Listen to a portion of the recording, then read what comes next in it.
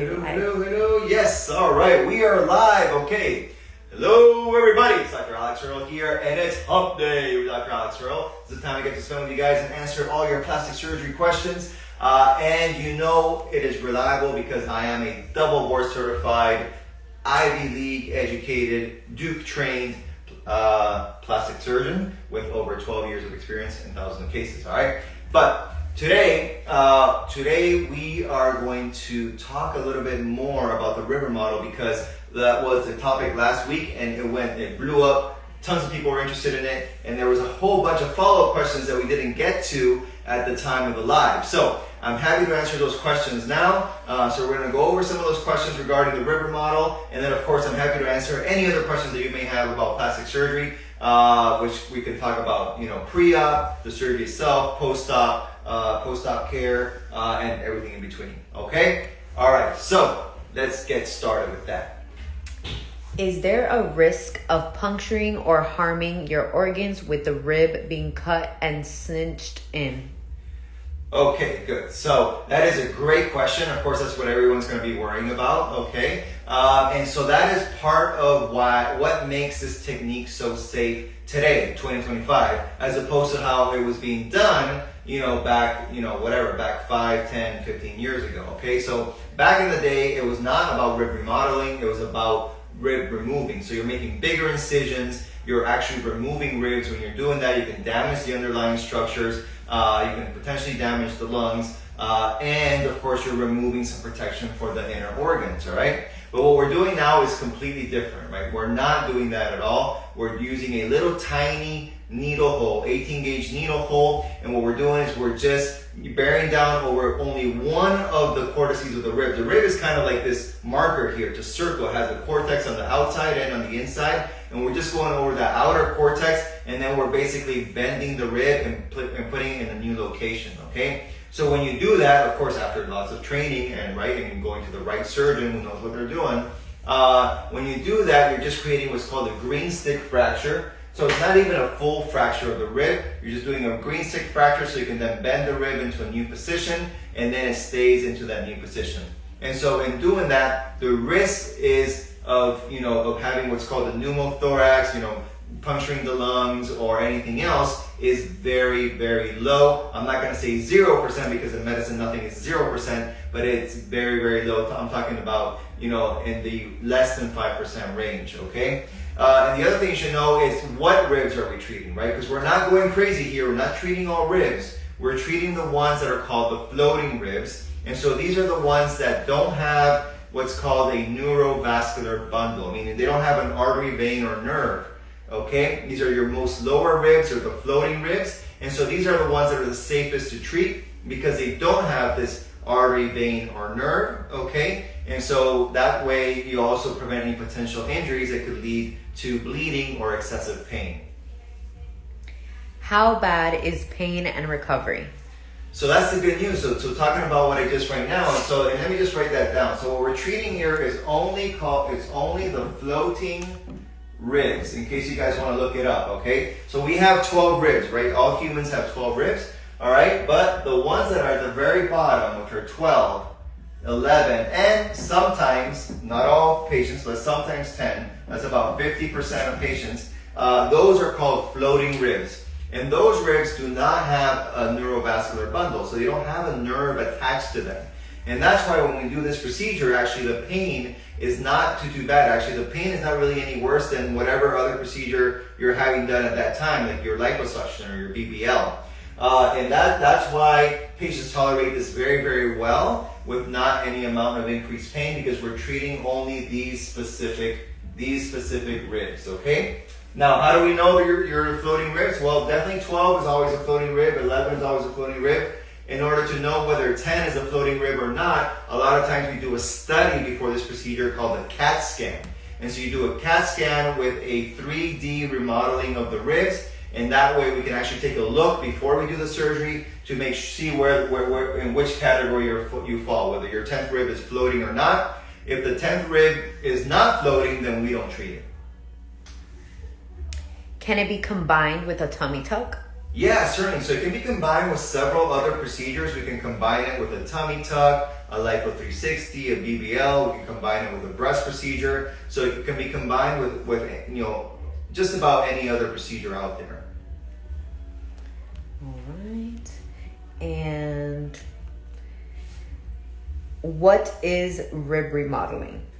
What is it exactly? Okay. So I know there's always some confusion there, and when I first started talking about this, people started going crazy, right? They were like super worried, like, what are we doing? Why are you touching the ribs? Why are we removing ribs? What about the organs? Okay, and that's because there was just not a good understanding of what we were doing exactly. Okay, and that's why it's called rib remodeling and not rib removal. Okay, because we're not actually taking anything out. And so therefore, by definition, you're not losing any protection in terms of your internal organs, okay? What we are simply doing is creating a new shape for the rib, bringing the rib in a bit more. And so as you create the new shape, you kind of decrease the circumference of that rib. You are then able to then make the waist smaller. But that is all that's being done, okay? So you're taking just the outer cortex of the rib, you're making an incision through there so that you can then bend the rib into a new shape. And then how do you keep the rib in that new shape? Well, that's where the patient comes in, right? You have to be consistent. You have to wear your corset for 3 months after surgery so that the rib stays in that new position. How many scars and how big are the scars? So the scars are tiny. They're the size of a needle hole, right? So if you've ever seen an 18 gauge needle, that is the incision that I'm using to do this. So they're very small holes, and you put one hole directly over each rib that you're going to treat. Like I said, typically, probably for most patients, we're going to be treating only 2 ribs, the rib number 12 and rib number 11. In some patients, if we look at the CAT scan and the 10th is also floating, we can treat the 10th rib as well. But for most patients, it's going to be rib 11 and 12 on either side, right? So that means there's going to be 2 little needle holes on the right side and 2 little needle holes on the left side directly over each rib. However, once that needle hole heals, it's basically going to be imperceptible. How much smaller does my waist get, and am I able to get pregnant after doing this procedure? So that is the power of this procedure. So even though, because now some of you might be thinking, oh, well, it's only 2 ribs. I mean, how much different can it get? Well, that is the power of the procedure. You can get anywhere from 5 to 10 centimeters smaller in the diameter of your waistline. Now, that is quite significant. Okay, so you can make that. So that's on top of the lipo. So say if lipo already is bringing your waist in 5 centimeters, you could probably get another 5 centimeters by adding this procedure, okay? So the rib remodeling would bring it in anywhere between 5 to 10 centimeters, which is quite a big change in terms of the circumference of the waist. How long is the recovery? So the recovery is going to be very similar to if you're adding it to another procedure. So very similar to if you're adding it to a BBL. The recovery is going to be very similar to just your standard BBL recovery with one significant difference. And that's that you have to wear a corset for 3 months, okay? So you have to wear a corset for 3 months. And that is a non-negotiable, okay? If you don't do this, then you're not going to get the result you want, okay? Or the rib may not want to stay in that new position, okay? So that is a non-negotiable. You have to be able to commit to wearing the corset for the 3 months. If you feel that for whatever reason you can't commit to that, then don't do the procedure. Okay, somebody's asking if they are able to get liposuction at the same time of doing the rib remodeling. Yeah, so that is the good part about all this is you can definitely combine it. So you can combine it with the lipo 360, and therefore that's going to be, make the procedure even more powerful. Like I said, this is all going to depend on the patient, their BMI, how much fat they have between the skin and the underlying, structures. But say, if a patient has, 5 centimeters there, you can reduce 5 centimeters with lipo, and you can reduce potentially another 5 centimeters with the rib remodel. Now, having said that, this is not, you have to be a good candidate for this procedure, right? It's not open to all patients, all right? So typically the patient that's gonna benefit the most from this, but also the patient where this is gonna be the safest, is gonna be in a patient that is in a lower BMI range. So we're talking in the BMI range of, say, about 24 or less, okay? This is not meant for the patients that are going to have a BMI like in their 30s, okay? That if your BMI is too high, if you have too much fat in between there, if I can't actually palpate the ribs from the outside, then you're not a candidate for this procedure. All right. Okay. Any questions? How's TikTok doing today? Are they awake here today?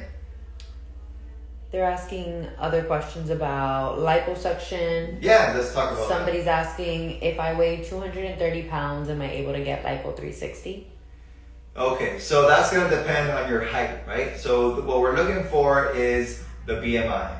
And so BMI is basically it combines, the two inputs to the BMI are your height and your weight, okay? So if you weigh 230 pounds, but you're like over 6 foot tall, then your BMI may be 30 or less, in which case you are a candidate. However, if you're shorter than that, which most women are, then your BMI is going to be too high, right? So the first thing you want to do is you want to get a BMI calculator. You want to input your height, input your weight, and see what your BMI is. And for me, my max BMI is 30. Okay, so if you're above 30, you're not a candidate at that point in time. I recommend you do weight loss. If you need help with that, we can offer that as well. We can offer some of the GLP-1 medications that help with weight loss, similar to Ozempic or Mounjaro. And then we can get you down to your target weight, and then you can become a candidate for the procedure. Okay. Can you do a BBL before a tummy tuck? So you can, but it's not really what I recommend, okay? So my recommendation is that if you need both, okay, and how do you know you need both? Well, of course, you send in all your information and we'll do an evaluation. But if you need both, it is much better to do your tummy tuck first. I always recommend do your tummy tuck first, okay? And so that way we can take care of the excess skin, we can take care of the weakened and separated muscles, and once that's all taken care of, then you can come back 3 months later for your liposculpture and BBL. Somebody's asking if you do surgery in a private room. So, I do surgery here in my private office, basically. So, I have 3 operating rooms here at Pure Plastic Surgery, and it is what is called office-based outpatient surgery, okay? And so that's why we want to do things, we want to make sure that you're a good candidate for having surgery in a place such as ours. And so this is for basically people that are healthy, people that if they have, for example, high blood pressure, or diabetes, it has to be very well controlled. And so prior to surgery, we make sure you're a good candidate. We check out your labs, we check your EKGs, we make sure that you have a clearance for your primary care doctor. And if all that checks out, then you're a candidate to have surgery here at Pure. But you should also know that we've achieved the maximum level certification for our office-based surgery here that you could possibly achieve, which is called the Joint Commission, or JCO, which is the same body that approves or accredits the operating rooms at all the major hospitals throughout the U.S. My BMI is 29, however, mainly it's my thighs. My waist is already small, but I plan on getting lipo. Okay. So yeah, you make the cutoff. So definitely BMI 29 is okay. And so you would be a good candidate, and then we would have to evaluate your thighs and determine what would be the best procedure for you. So if it's mostly because you have excess fat in the thighs, then my recommendation is liposuction to the area. If you have also excess fat, but say mild to moderate looseness of the skin or skin laxity, then we can add a skin tightening procedure such as Body Tight or J-Plasma. But if you have excessive, very, very loose skin in the thighs, then you may be a candidate for a true thigh lift, where we're actually cutting out and removing the excess skin in that area. Can sickle cell trait patients do lipo plus BBL procedure if labs are good? Yeah, so sickle cell trait is okay and acceptable as long as your labs are okay and you get your clearance from a primary care doctor. However, sickle cell disease, those patients are not candidates to have surgery, elective surgery in the office-based setting like we have here at Pure. So sickle cell trait is okay, sickle cell disease is not. Do you charge for virtual consults? So I do not, and there's actually 3 ways of getting consults here at Pure, right? There's 3 ways you can get a consult, and we do it in a way in terms of your comfort level, in terms of your convenience as well. So we get most of our patients are actually from out of town. They're not from Miami. They're from other parts of Florida, different states, and different countries. We've had patients from, I think, almost every single state in the U.S. except for 1. And of course we have patients from Canada, the UK, and all sorts of different countries as well. So we definitely do virtual consultations. That's the first way that we can do it, which is your virtual consultation. And for that, you go to our website, okay? So you go to our website, which is www.pureplasticsurgery.com. And there you're going to go to where it says, start your journey or virtual consultation. Okay, there you can fill out the questionnaire, send your photos, and then I'm going to take a look at everything, make an evaluation, make my recommendations, and then I'll have one of my patient care coordinators give you a call. And the good news about the virtual consultations is that it's $0. Okay. The second way is to do a video consult. Okay. So the video consult, that's where we talk, of course, through the camera, like a FaceTime type of thing, but HIPAA compliant. And so when we do a video consult, that's going to carry a charge of $250. Okay. And then the third way is actually in person. So that's when you come in person. We meet here in the clinic, we do a full questionnaire, full evaluation and everything else. We talk for a while, we talk about your goals and answer all your questions. And so we can certainly do in-person consults, but that's also a little bit more expensive. That's $500, okay? Now, this $250 or this $500 does go towards your surgery if you end up booking surgery, okay? So that is the great news there. So you're not really losing out any money there because it's going to go towards your surgery anyways. All right? Okay. Okay, 1 second here. Is it okay to drink protein milkshakes 2 weeks prior from your tummy tuck? Yeah, that's typically okay. You can do some protein milkshakes, 2 weeks before. Whenever we book a patient and you have your specific date, you do get a call from our pre-op team. We have a whole pre-op team set up for you, and so what they're going to do is they're going to call you typically around 45 to 60 days before surgery, and they're going to go over a lot of information. They're going to tell you what you can and cannot do right before surgery. Okay, so if you have any questions about different supplements, different vitamins, different medications that you're on, whether what you can and cannot take before surgery, they will be able to answer all those questions for you, because really our goal is to get you to surgery, make sure that there are no last minute cancellations, right? That's the last thing we want to do. Somebody wrote, literally the only doctor I would feel safe getting my BBL with. All right, well, thank you so much. So hopefully we'll see you here soon, and I look forward to that.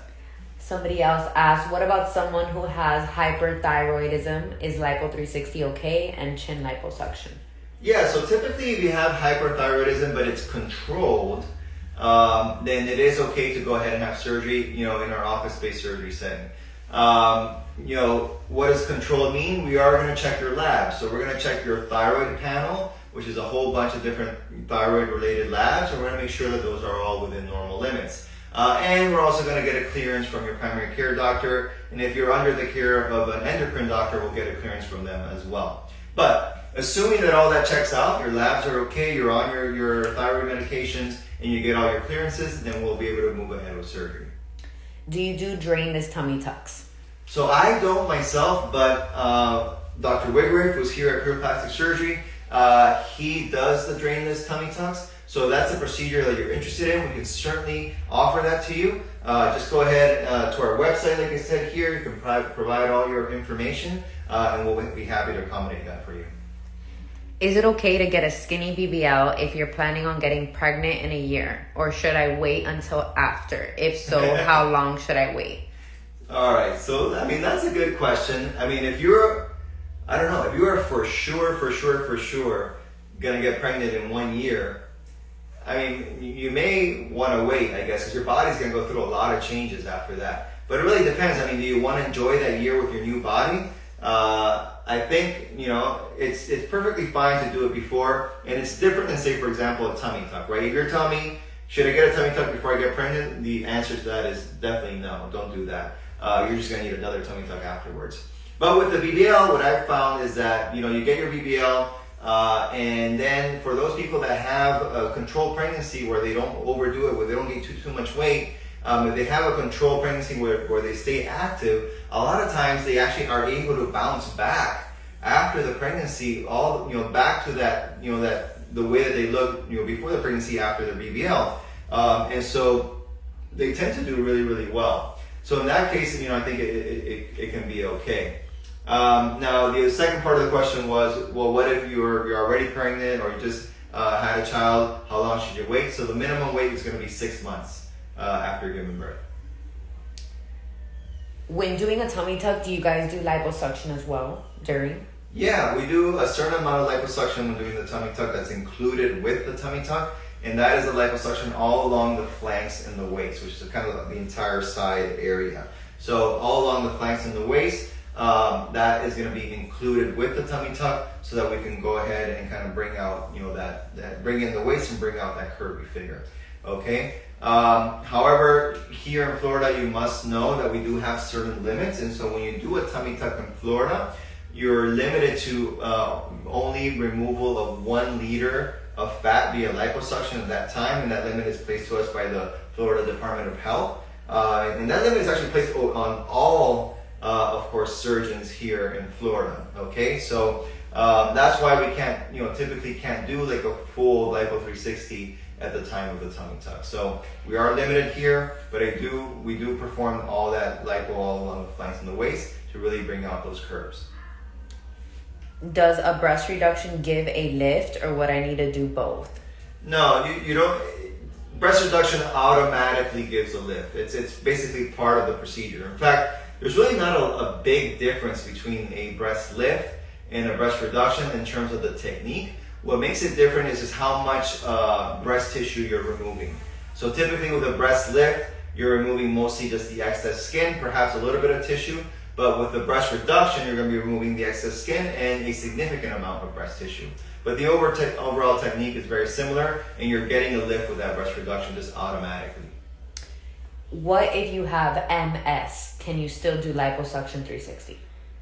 Right, so MS, for those who don't know, it's multiple sclerosis, and for me, for here at Pure, those would not be candidates for a procedure. So no, we don't take patients with MS here. Do you do circumferential tummy tucks? We can for the patient that needs it, right?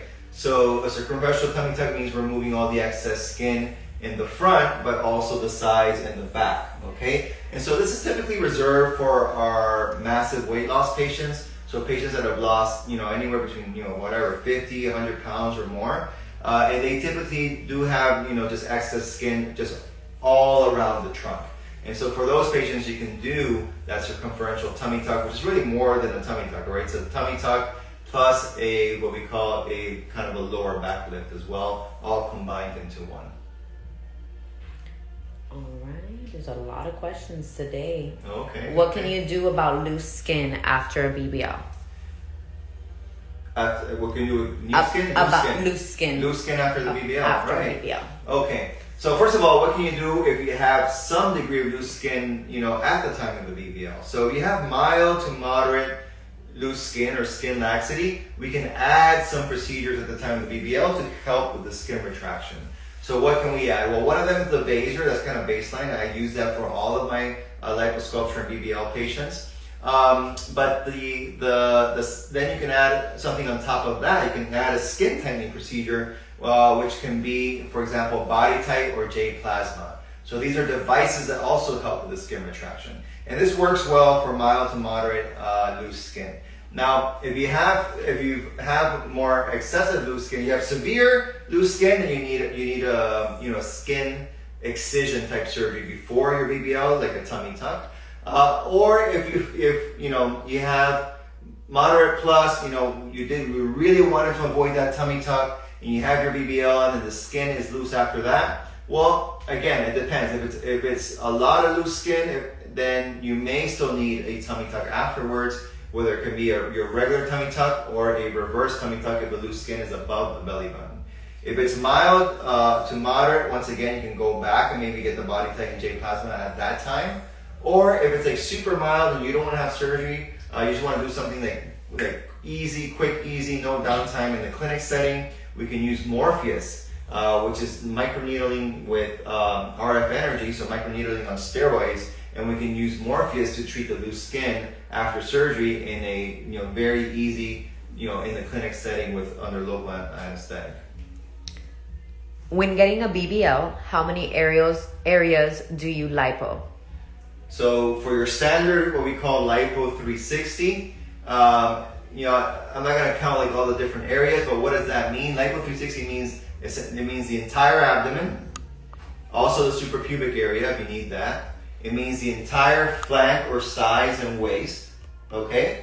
And pretty much the entire back. The only thing I don't do in the back is what's called the buffalo hump up here. If you do have a buffalo hump, I can add that to it, but it's considered an additional area. But most people don't have that. So pretty much from all the way from the top of the shoulder blade down, that's all included as well.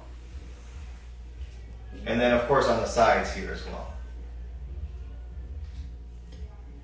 Just looking through here, let's see. We got some good questions here today.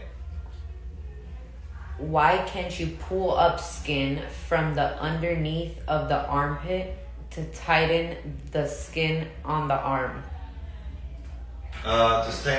Okay, so let's talk about what are the different procedures you can do to tighten the skin of the arm, right? So that there's two ways that you can do that depending on how much loose skin there is. So one is your typical arm lift, right? And that does leave the incision that goes from the armpit area all the way out to the elbow, okay? And that's for someone that has severe loose skin in the arm. Now, if you have, say moderate amount of loose skin and most of that loose skin is like down in here near the armpit region, sometimes you can do what's called a mini arm lift. And so when you do a mini arm lift, you can just bring that up and tighten it up and put the incision inside the armpit area so that it's not visible, unless of course you lift your arm up. But when you have your arms at your side or you're doing normal things, it's not visible because it's tucked into that armpit area. Now, not everyone's a candidate for that. That's for very specific patients where most of the loose skin is just a little pooch of loose skin right in that area, right near the armpit.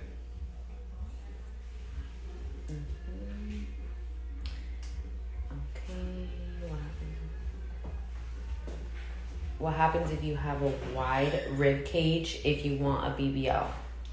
So that's where, I erased it, sorry. That's where the rib remodeling comes in, right? So you should consider that. Now, we got to make sure that you're a candidate. So what I would recommend is that you go to our website, www.pureplasticsurgery.com, and send in a virtual consultation. You can look up, see where our virtual consultation form is, click on that, send your questionnaire, send your photos, so I can take a look at you, at your rib cage and everything else and determine if you're a good candidate for the rib remodel. But that would be the procedure that can actually alter the ribs so that we can bring them in and make your waist smaller. What is your BMI limit? So max BMI for me is 30. That is the max BMI limit. Okay. When is it safe to use radio frequency after lipo 360 and BBL? Okay. So we're talking about let me backtrack. A lot of times you can use the radio frequency at the time of the lipo BBL. We're talking about Body Tight or J Plasma. So those two devices that are for skin tightening, they use radio frequency type energy for that, okay? Now, if you're talking about external radio frequency, so that is, sometimes after the procedure, especially a lot of like the massage therapists and things like that, they're gonna have a radio frequency device, which is external radio frequency. That can be done starting 2 weeks post-op. Okay. All right, and we'll do what? One more, two more. Yes. There's one here. All right. Is a BBL a dangerous surgery? If so, what could we do on our part to have a safe procedure? The number one thing that you can do on your part to have a safe BBL procedure is to choose the right surgeon. Okay? That is the number one thing that you can do. All right? And what does that mean? It means a surgeon who, number one, does this procedure under ultrasound guidance. Okay? If their surgeon does not do this procedure under ultrasound guidance, I would not go. Okay? And number two, a surgeon that has a ton of experience specifically with BBL procedures. Okay? So I've been doing, BBLs under ultrasound guidance since 2019, and I have over 2,000 ultrasound guided BBLs under my belt, and I've never had an issue with fat embolism or death. Okay? So that is the number one thing you can do. Make sure you research your surgeon, make sure they do it under ultrasound, make sure they have experience with this procedure, and make sure that they don't have complications, bad complications with this procedure. And then you all want to make sure that they're doing it in a safe place, in a clinic that is known to be safe and doesn't have a bad record or a whole bunch of complications, okay? Because the BBL can be done very safely. It can be done very safely if you go to the right person in the right place, okay? This is 2025. In 2025, if you're doing it with someone that has experience and does it under ultrasound guidance, the mortality rate is about 1 in 25,000, which is about similar to pretty much any other cosmetic procedure out there, okay? However, if you go to the wrong person who doesn't use ultrasound, who doesn't have experience, who doesn't know what they're doing, then that's when it becomes dangerous, and then the mortality rate, falls all the way down to 1 in 3,000, okay? And you don't want that, okay? So do your research, go to the right person. A few people have asked the same questions, asking if you have other locations or if you're only in Miami. So currently only in Miami, but I would like to ask that question back, okay? So if I were to open up pure plastic surgery somewhere else, where would you all recommend that it should go, okay? And we'll give you guys a little bit of time to answer that, but I would love to hear your recommendations. If we don't, if we end the live, then send it to me through our DMs, okay? Because I want to know, where would you guys love to have pure plastic surgery number 2? Where is the first place that we should go outside of Miami? Let me know. We got Atlanta a lot of times. Atlanta? Okay. Arizona, Chicago. All right. Well, we'll tally up the votes and see. And one last question. All right, let's do it. Will someone need to remove their epigastric hernia before getting liposuction? Their epigastric hernia, no, that's typically actually a deeper type of hernia. So there's multiple different forms or types of hernias, okay? There are some that are more superficial, which you should repair before liposuction. For example, the most common one there is a ventral hernia or a large umbilical hernia, okay?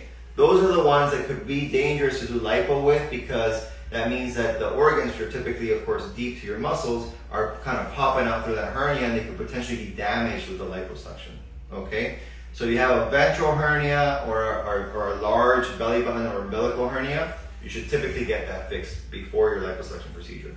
Epigastric hernias, hiatal hernias, those are all actually deep hernias, meaning that they're deeper than the skin and fat level. So they're not going to affect the liposuction procedure. You're still going to have them, of course, after the procedure. The way to fix them is with a general surgeon that will do it typically laparoscopically through the inside. Okay. All right, everybody. I love the questions. Were a lot of those coming from TikTok? A lot. That's great. That's awesome. TikTok is really getting on the game. I love to see the enthusiasm there. So yes, well that is it for today. But remember, we do this every Wednesday, right? That's why it's called Hump Day. So it's Hump Day with Dr. Alex Earle, and I will see you next week around 4:30 p.m. All right, ciao.